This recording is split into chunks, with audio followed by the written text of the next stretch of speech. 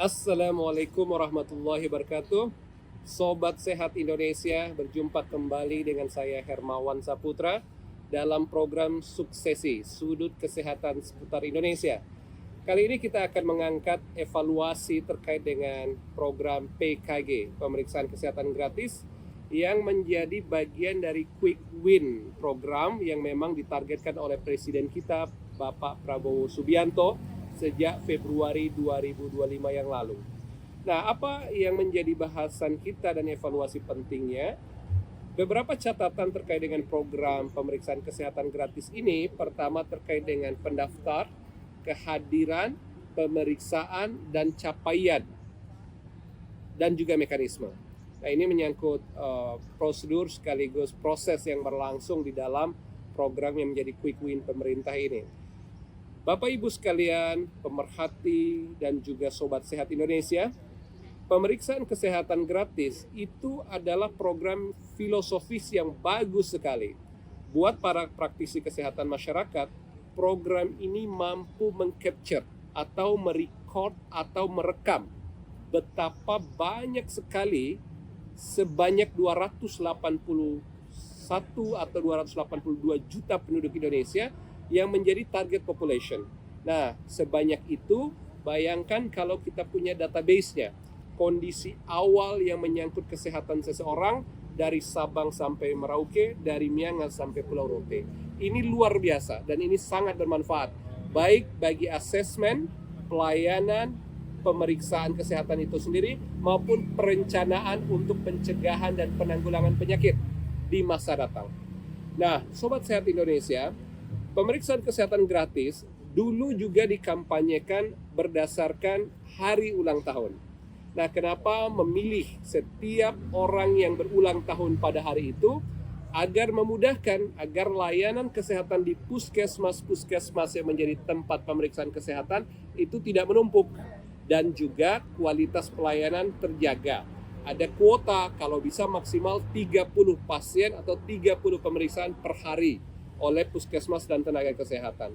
Namun demikian, perkembangan sekarang sebenarnya berdasarkan data hingga akhir April 2025 yang lalu, itu tidak terlalu memuaskan, baik pendaftar maupun jumlah peserta yang dilayani dalam pemeriksaan kesehatan gratis. Dari data per 24 April 2025 yang lalu, pendaftar itu sekitar 3.091.567 orang. Dan yang diperiksa adalah 3.089.267 orang dan tidak semua kabupaten kota. Dari 514 kabupaten kota, baru 507 kabupaten kota yang ada pendaftar, 504 kabupaten kota yang memberikan pelayanan pemeriksaan kesehatan gratis. Tentu ini tidak memuaskan, karena untuk mengejar target pemerintah, dengan angka 3 juta dari target populasi kita yang ratusan juta orang, ini masih jauh dari angka partisipasi yang diharapkan. Nah, belum lagi tren. Terkait dengan tren untuk pendaftaran ini tidak terlampau signifikan.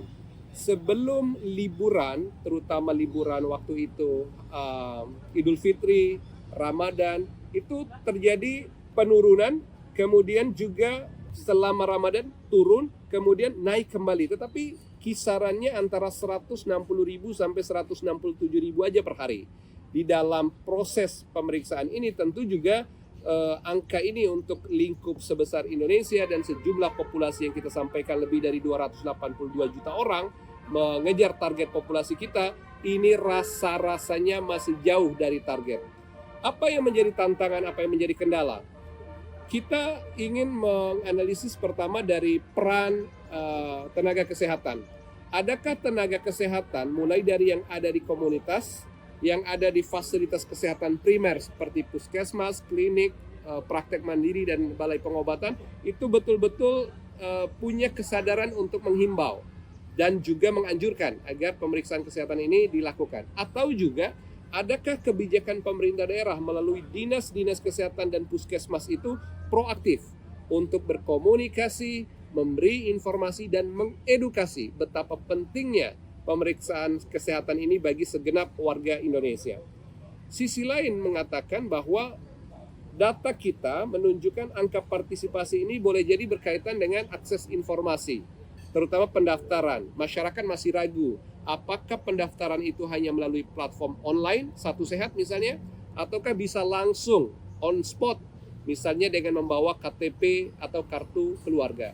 Dan mestinya bisa kapanpun selama dia warga yang terdaftar, identitas KTP dan NIK-nya jelas, maka tidak perlu juga dalam penggunaan platform online atau terregister melalui Satu Sehat.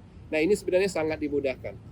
Bahkan belakangan ini dari informasi dari pejabat Kementerian Kesehatan, itu sebenarnya tidak lagi kita terpaku pada hari ulang tahun. Dimungkinkan untuk mereka kapanpun, dimanapun yang belum melakukan pemeriksaan kesehatan, agar segera memeriksakan kesehatan walaupun dia belum berulang tahun. Atau walaupun ulang tahunnya sudah lewat dari sebulan. Dulu memang kebijakan awal pemerintah itu memang menghimbau, terutama yang berulang tahun, itu sebagai kado ulang tahun. Nah, sekarang rasa-rasanya apakah kita masih perlu kado ulang tahun? Ya, semuanya kado untuk siapapun yang akan berulang tahun. Artinya, mau ulang tahunnya cepat, dekat, atau masih jauh, itu tidak jadi soal. Yang penting ada kemauan untuk pemeriksaan kesehatan ini. Lantas apalagi, Sobat Sehat Indonesia, pemeriksaan kesehatan gratis ini menggunakan segmen usia. Usia bayi, balita, anak, remaja, dewasa, lansia. Tentu di samping tadi well informed or not, artinya masyarakat atau publik itu tahu informasi itu atau tidak, perlu kiranya jejaring kesehatan mulai dari puskesmas sampai ke poskesdes misalnya, pos kesehatan desa atau posyandu, pos pelayanan terpadu, atau polindes, pos bersalin desa, atau poskestren, pos kesehatan pesantren, itu semua dilibatkan sebagai jejaring informasi. Terutama pada bayi dan balita, karena nggak mungkin anak-anak usia dini ini datang sendiri, melainkan perlu orang tuanya. Maka itu kita ingin menghimbau agar sekalinya nanti bayi dan balita datang ke vaskes seperti puskesmas, tetapi juga sekaligus orang tuanya sebagai segmen dewasa untuk memeriksakan kesehatan itu sendiri. Nah, ini adalah solusi dan juga upaya yang kita advokasi kepada pemerintah agar tenaga kesehatan dan jejaring kesehatan di daerah mengoptimalkan kesempatan ini. Sobat Sehat Indonesia, kenapa sih ini penting kita himbau? Agar kita bisa membantu negara menyediakan database kesehatan negeri, sehingga suatu saat ke depan setiap orang itu terdata resiko dan juga status kesehatannya. Kalau orang diketahui status dan risiko kesehatan, mudah untuk mengantisipasi atau juga bahkan memberikan pelayanan bila sewaktu-waktu dia membutuhkan layanan kesehatan.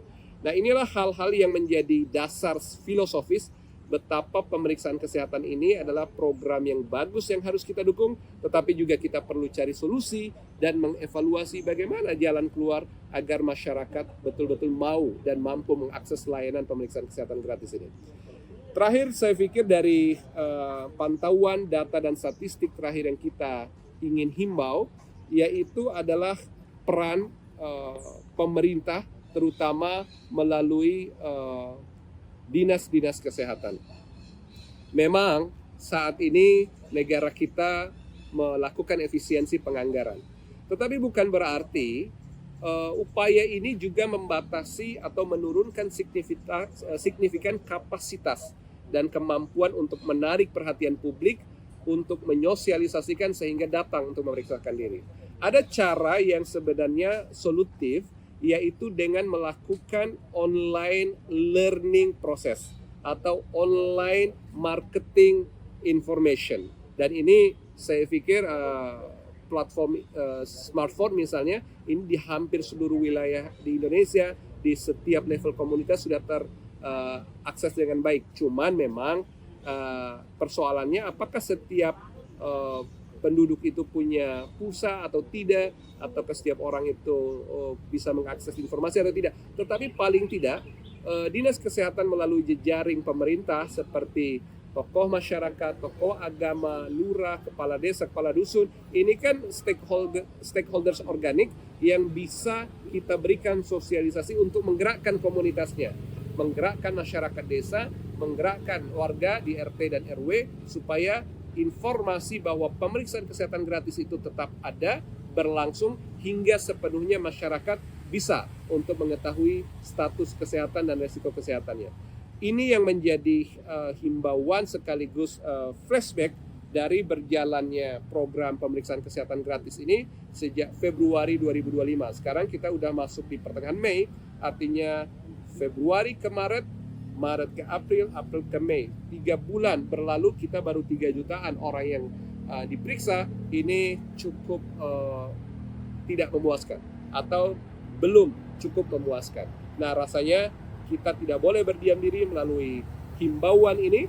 Di kanal ini kita ingin masyarakat tetap menggunakan hak untuk pemeriksaan. Ini juga kontribusi buat diri, komunitas, dan bangsa kita. Tetapi juga pemerintah agar tetap serius mengawal dan mengedepankan upaya ini di tengah keterbatasan anggaran atau juga keterbatasan bahan bakar. Nah, kita ingin agar ini tetap menjadi prioritas karena ini bagian dari quick win pemerintah untuk kebaikan kesehatan nasional. Terima kasih. Sampai berjumpa di kanal Suksesi Hermawan Saputra Official Channel. Assalamualaikum warahmatullahi wabarakatuh.